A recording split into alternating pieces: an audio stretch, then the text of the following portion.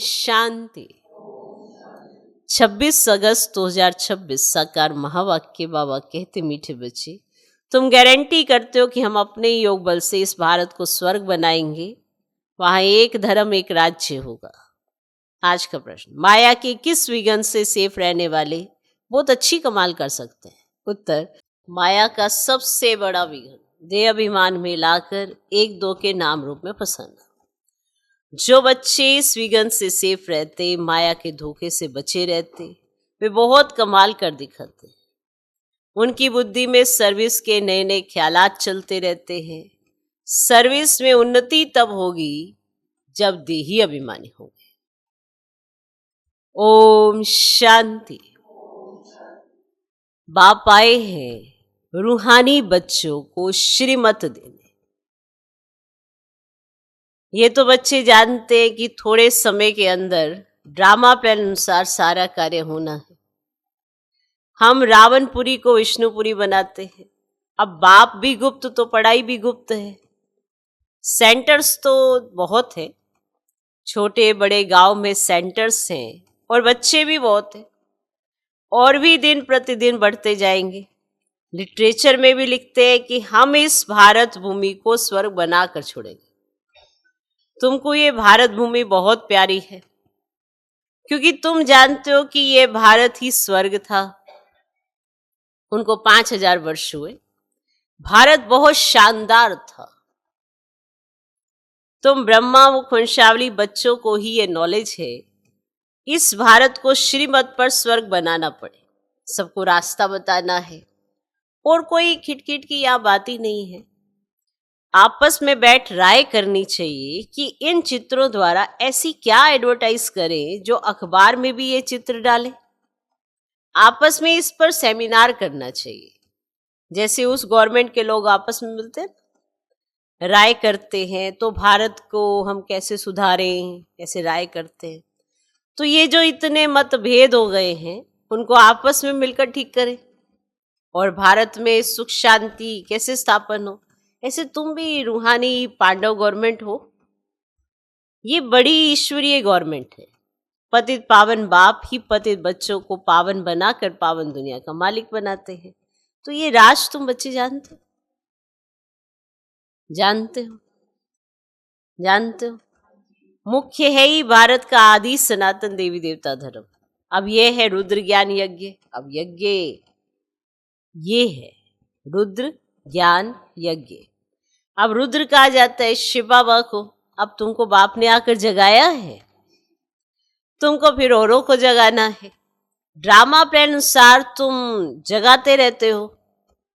अब तक जिस जिसने जैसा जैसा पुरुषार्थ किया है उतना ही कल पहले भी किया था। तुम्हारी रूहानी युद्ध है।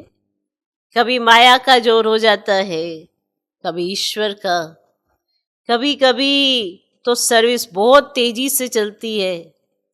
कभी कई बच्चों में माया के विघन पड़ जाते हैं। माया एकदम बेहोश कर देती है।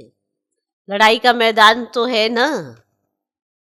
माया राम की संतान को बेहोश कर देती है। माया राम की संतान को बेहोश कर देती है। लव कुश की कहानी भी है ना। राम के 2 बच्चे दिखाए हैं, यहां तो बाबा के ढेर बच्चे हैं। इस समय सब मनुष्य कुंभकर्ण की नींद में सोए हुए। वे ये भी नहीं जानते कि परम पिता परमात्मा आया है बच्चों को वर्षा देने, तो बाप भारत में ही आते हैं। अब ये बात बिल्कुल ही भूल गए हैं। भारतवासी ही स्वर्ग के मालिक थे। अब इसमें कोई शक नहीं। परम पिता परमात्मा का जन्म भी यहाँ होता है, तब तो शिव जयंती भारत में मनाते हैं। तो जरूर उसने कुछ आकर किया होगा। बुद्धि कहती है कि जरूर बाप ने आकर स्वर्ग की स्थापना की होगी। अब प्रेरणा से थोड़ी स्थापना करेंगे। अब यहाँ तो तुम बच्चों को राजयोग सिखाया जाता है, याद की यात्रा सिखाई जाती है। प्रेरणा से कोई आवाज नहीं होता। अब समझते हैं शंकर प्रेरणा से विनाश करता, परंतु इसमें तो प्रेरणा की बात ही नहीं है। तुम समझ गए हो कि ड्रामा में उन्हों का पार्ट ही है मुसल बनाना। वे विनाश अर्थ निमित्त बने हुए हैं। प्रेरणा शास्त्रों का अक्षर है। अब इसमें प्रेरणा की तो बात ही नहीं है। ड्रामा अनुसार विनाश तो होना ही है। अब गाया हुआ है महाभारत लड़ाई में ये मूसल आदि काम में आए थे। जो पास्ट हो गए हैं वे फिर रिपीट होना है। तुम गारंटी करते हो कि हम योग बल से स्वर्ग की स्थापना करेंगे, वहां एक धर्म होगा, तो दूसरे सब धर्म कहाँ गए? जरूर विनाश हो जाएंगे। अब ये समझने की बात है। अब गाया हुआ है ब्रह्मा द्वारा स्थापना, विष्णु द्वारा पालना, तो ठीक है, लेकिन शंकर को तो शिव के साथ मिला दिया है। अब ये रोंग है। शिव शंकर कह देते हैं क्योंकि शंकर तो कोई काम नहीं करते, तो शिव से मिला दिया है। परंतु शिव बाबा कहते हैं मुझे तो बहुत काम करना पड़ता है, सबको पावन बनाना पड़ता है। मैं इस ब्रह्मा तन में प्रवेश कर इस साकार द्वारा स्थापना का कार्य कराता हूं। अब शंकर का तो कोई पार्ट है ही नहीं। शिव की पूजा होती है और शिव ही कल्याणकारी झोली भरने वाला है। शिव परमात्मा ये नमः कहते हैं ना। अब ये ब्रह्मा भी प्रजापिता ठहरा। ब्रह्मा सो विष्णु, विष्णु सो ब्रह्मा, ये तो बड़ी हुई बातें हैं। ये सिर्फ तुम बच्चे ही जानते हो। सेंसिबल बच्चों की बुद्धि में ज्ञान झट समझ में आ जाता है, और मनुष्य को कुछ भी समझ ही नहीं है कि पतित पावन बाप कब आएंगे। अब तो कलयुग का अंत है। अगर कहते हैं कि कलयुग के अंत में 40,000 वर्ष पड़े हैं, तो अभी कितना और पतित बनेंगे, कितना दुख सहन करेंगे। कलयुग में सुख तो होगा ही नहीं। कुछ भी ना जानने के कारण बेचारे घोर अंधियारे में पड़े हैं। तुम बच्चों को ना आपस में मिलकर राय करनी चाहिए कि कैसे सर्विस को बढ़ाएं। बाप प्लान तो बताते रहते हैं, फिर बच्चों को आपस में मिलना है, चित्रों पर अच्छी रीति समझाना है। अब यह भी ड्रामा अनुसार चित्र बनते जाते हैं। बच्चे जानते हैं कि जो जो समय पास होता जाता है हूबहू ड्रामा चलता रहता है। बच्चों की अवस्थाएं तो कब ऊपर कब नीचे, ये चलता रहेगा। बाबा भी साक्षी होकर देखता है। जो बच्चों की अवस्थाएं है कभी तो ऊपर कभी नीचे, तो बाबा भी साक्षी होकर देखता है। कभी कभी बच्चों पर ग्रहचारी बैठती है तो उनको मिटाने के लिए प्रयत्न कराते हैं। बाबा घड़ी घड़ी कहते हैं कि बाप को याद करो, लेकिन देह अभिमान में आ जाते हैं, इसीलिए ठोकरे खाते हैं। इसमें देही अभिमानी बनना पड़े, परंतु बच्चों में देह अभिमान होता है। तुम देही अभिमानी बनो तो बाप की याद रहे, फिर सर्विस की उन्नति भी होती रहेगी। जिनको उच्च पद पाना है वे सदैव सर्विस में लगे रहे। तकदीर में अगर नहीं है तो तदबीर भी नहीं करेंगे। खुद कहते कि बाबा हमको धारणा नहीं होती है, बुद्धि में नहीं बैठता। धारणा अगर नहीं होती है तो खुशी भी नहीं रहती है। जिनको धारणा होती है तो खुशी भी रहती है। समझते कि शिव बाबा आया हुआ है। बाप कहते बच्चे तुम अच्छी रीति समझ कर फिर औरों को भी समझाओ। कोई तो सर्विस में लग जाते हैं, पुरुषार्थ करते रहते हैं। तुम बच्चे जानते हो कि जो जो सेकंड बीतता है वे ड्रामा में नूंद है, फिर ऐसे ही रिपीट होता है। बच्चों को ही समझाया जाता है ना कि बाहर भाषण करते समय तो अनेक प्रकार के मनुष्य आते हैं।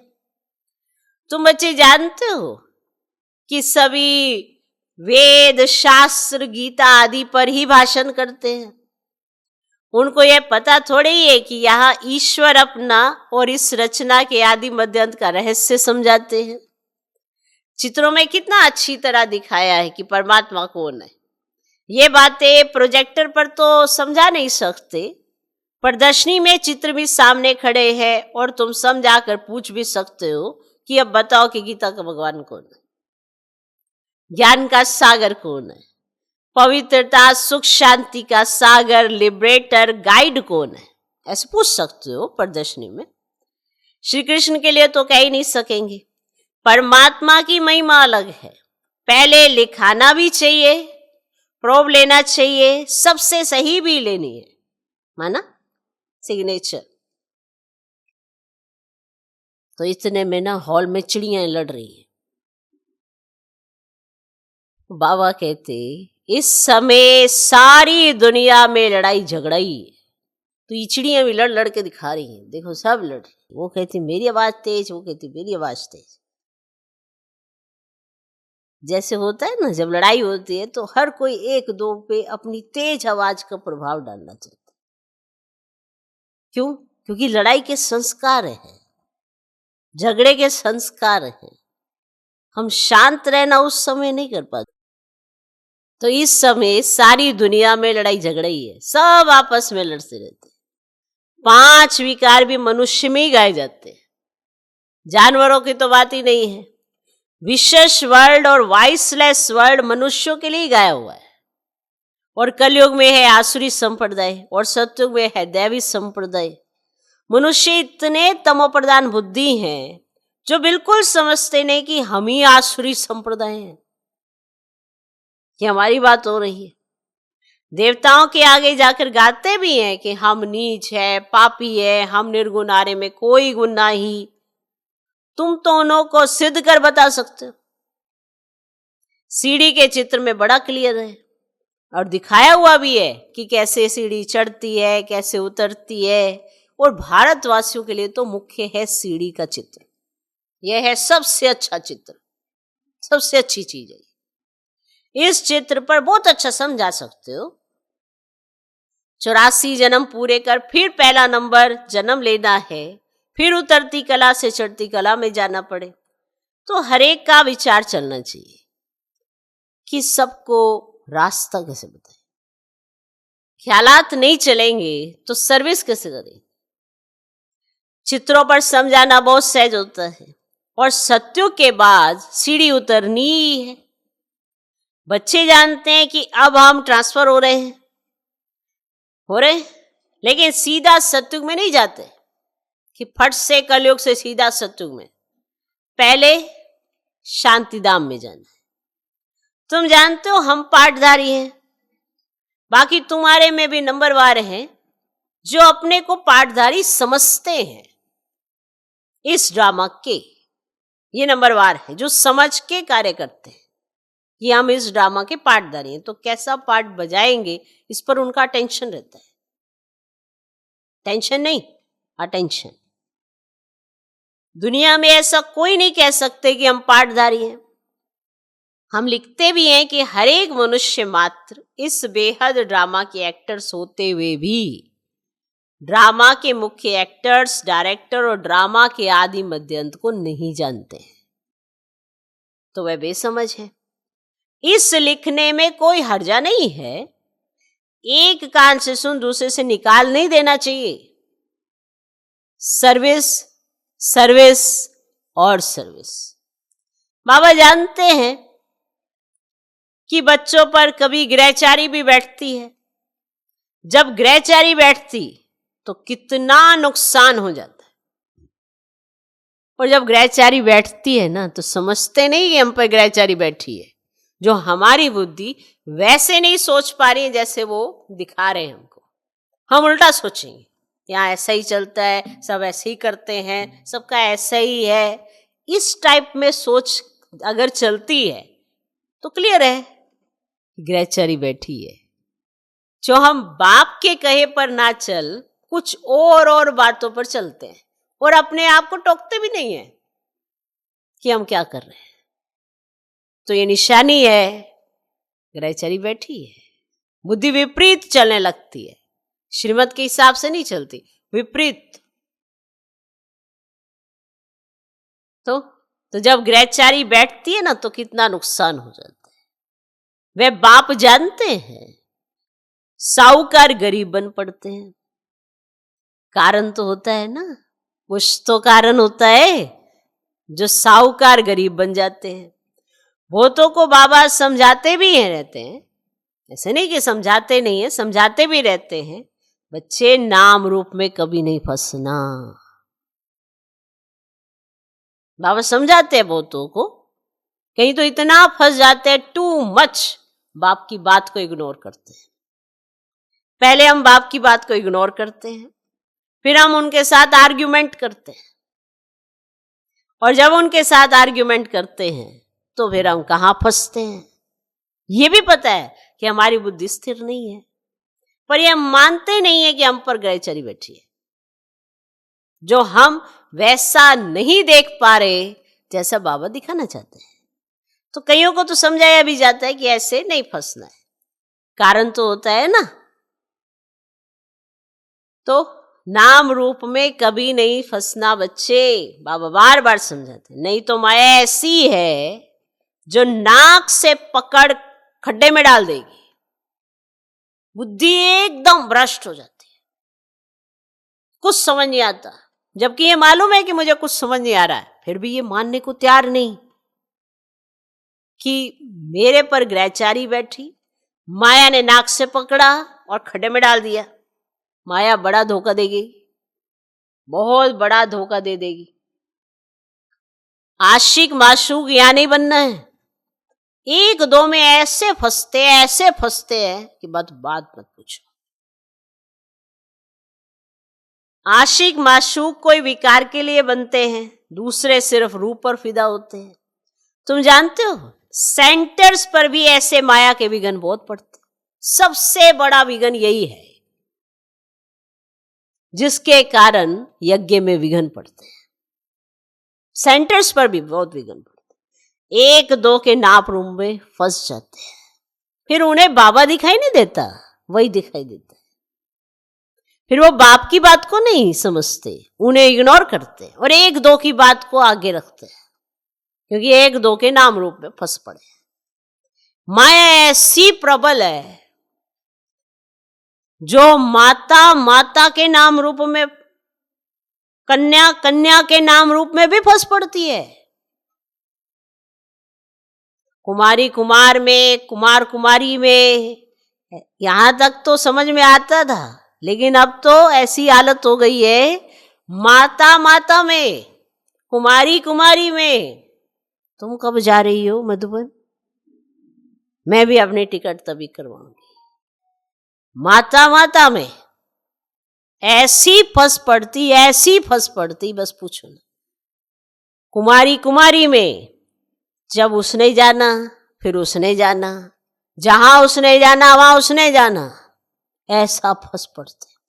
फिर अगर उनसे कहा जाए कि आप एक दो में फंसे पड़े हो, मानते नहीं है, जब तक पूरा नुकसान ना हो जाए। जब पूरा नुकसान हो जाता है, बुद्धि भ्रष्ट हो जाती है, बुद्धि विपरीत सोचने लग जाती है, तब तक एहसास होता है कि हम तो डूब गए।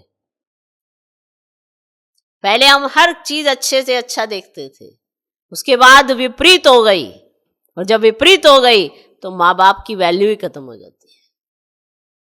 फिर कहते हैं हमारे साथ ऐसे ही करते हैं, एक दो में फंस पड़ते हैं। उसके साथ कुछ होगा, उसको लगेगा मेरे साथ हो गया, उसके पिछाड़ी वो भी छोड़ के चला जाएगा।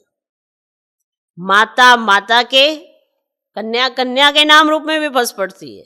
पुरुषार्थ करते हुए भी माया एकदम पकड़ लेती है,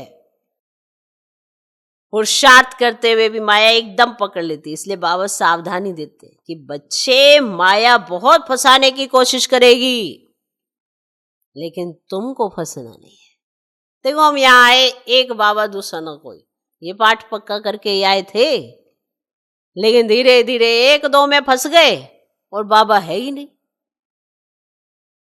नहीं नहीं, हमें बाबा से बड़ा प्यार है, पर अपने देह में प्यार, देहधारियों में प्यार कैसे हो गया, कब हो गया, कुछ पता ही नहीं, क्योंकि फंस पड़ते हैं। यहां आते हो तो एक दो के पिछाड़ी मत लगो, अपने आप को स्वतंत्र छोड़ो, मैं और मेरा बाबा। फिर हर जगह आप अपने आप स्वतंत्र रीति से सेवा भी कर सके, नहीं तो फंसे ही रहोगे। अमृत वेले वो करने जा रहे हैं, नहीं वो सो रहे हैं तो आप भी सो गए, अगर जा रहे हैं तो चले गए, नहीं जा रहे हैं तो सो गए, फिर कोई ना कोई बहाना, मेरी थोड़ी तबीयत ठीक सी नहीं है, कुछ ऐसा कुछ ऐसा, कोई ना कोई बहाना पकड़ के हम बैठ जाएंगे।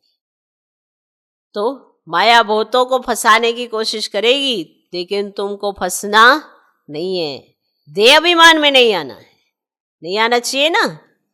अपने को आत्मा समझ बाप को याद करना है, माया के धोखे से बचते रहना है।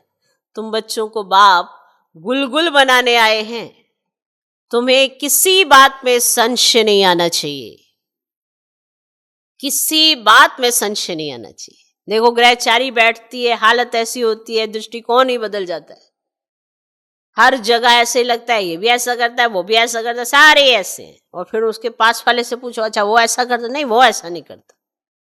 भगवान तो हर एक को सुधारने ही आया है ना, कोई सुधरा कोई नहीं सुधरा, पर अपने पे हमारा ध्यान नहीं कि हम कितना बिगड़ गए। माया ने हमें किस तरह से धोखेबाज बना दिया है, क्योंकि किसी ना किसी बात पर आपका संशय चले ही आ रहा है। अगर दिल में संशय आया तो सर्विस अच्छी तरह कर ही नहीं सकेंगे, अंदर गुटखा खाते रहेंगे। हिम्मत रखनी चाहिए, टाइम बहुत थोड़ा है, बाबा की मुरली सुनेंगे तो उत्साह में आएंगे, बिना बाबा की मुरली के आप सरवाइव कैसे करोगे। और कई तो मुरली का निरादर ही करते रहते हैं, सुनते ही नहीं है। जब पढ़ने और सुनने का समय है, जब आगे बढ़ने का समय है, ये अमृत वेला, ये जो वेला है, इसमें तो पढ़ाई करने का ही समय है ना, और बातों में जाने का थोड़ा ही समय है, ध्यान ही नहीं देते। इसीलिए बाबा कहते हैं टाइम बहुत थोड़ा है, बाबा की मुरली सुनेंगे तो उत्साह में आएंगे। आत्म प्रकाश बच्चा ठीक रीति चित्रों तरफ अटेंशन दे रहा है, बॉम्बे वालों के भी दिमाग में आना चाहिए। मुख्य चित्र को पहले बनाना पड़े, जांच करनी चाहिए, बाबा डायरेक्शन देते रहते हैं कि कैसे चित्रों में उन्नति होनी चाहिए। ऐसी कोई युक्ति रचो जो सीढ़ी का चित्र एरोड्रोम पर रखा जाए, ये चित्र देखकर सब खुश होंगे, आखिर समझेंगे कि इनको मत देने वाला कौन है, कौन इनसे ये सब करा। अच्छा, मीठे मीठे सिकिलदे बच्चों प्रति माता पिता बाप दादा का याद प्यारो गुड मॉर्निंग। रूहानी बाप की रूहानी बच्चों को नमस्ते, हम रूहानी बच्चों की भी रूहानी बाप को नमस्ते नमस्ते नमस्ते। Good morning good morning good morning. धारणा के लिए मुख्य सर, पहला पॉइंट, तुम बच्चे लड़ाई के मैदान में हो, माया रावण से तुम्हारी युद्ध है। तुम बच्चे लड़ाई के मैदान में हो, माया रावण से तुम्हारी युद्ध है। माया बहुत विघन डालती है, माया बहुत विघन डालती है, बच्चों को बहुत सावधान रहना चाहिए। तुम बच्चे लड़ाई के मैदान में हो, माया रावण से तुम्हारी युद्ध है, माया बहुत विघन डालती है, बच्चों को बहुत सावधान रहना चाहिए। दूसरा पॉइंट, हर एक को अपनी उन्नति के लिए विचार करना है, हर एक को अपनी उन्नति के लिए विचार करना है। चित्रों पर कैसे समझाएं, सर्विस को कैसे बढ़ाएं, चित्रों में ऐसा क्या डालें जो मनुष्य सहज समझ जाए। हर एक को अपनी उन्नति के लिए विचार करना है, चित्रों पर कैसे समझाएं, सर्विस को कैसे बढ़ाएं, चित्रों में ऐसा क्या डालें जो मनुष्य सहज समझ जाए।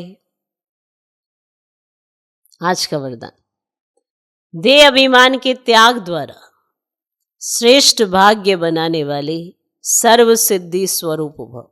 देह अभिमान के त्याग द्वारा श्रेष्ठ भाग्य बनाने वाले सर्व सिद्धि स्वरूप भव। देह अभिमान का त्याग करने अर्थात देही अभिमानी बनने से बाप के सर्व संबंध का, सर्व शक्तियों का अनुभव होता है। यह अनुभव ही संगम युग का श्रेष्ठ भाग्य है।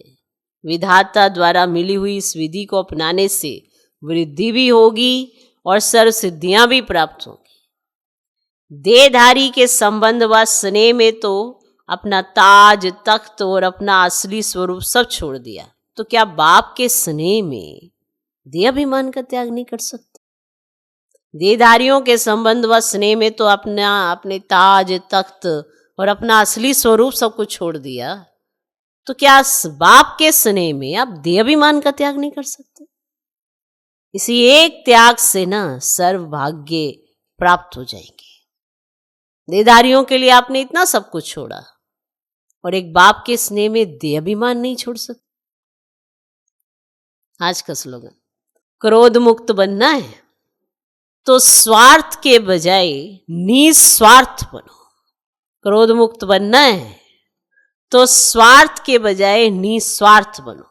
इच्छाओं के रूप का परिवर्तन करो, इच्छाओं के रूप का परिवर्तन करो। यह व्यक्ति इशारे अपवित्रता के बीज को भी समाप्त कर संपूर्ण स्वच्छ बनो।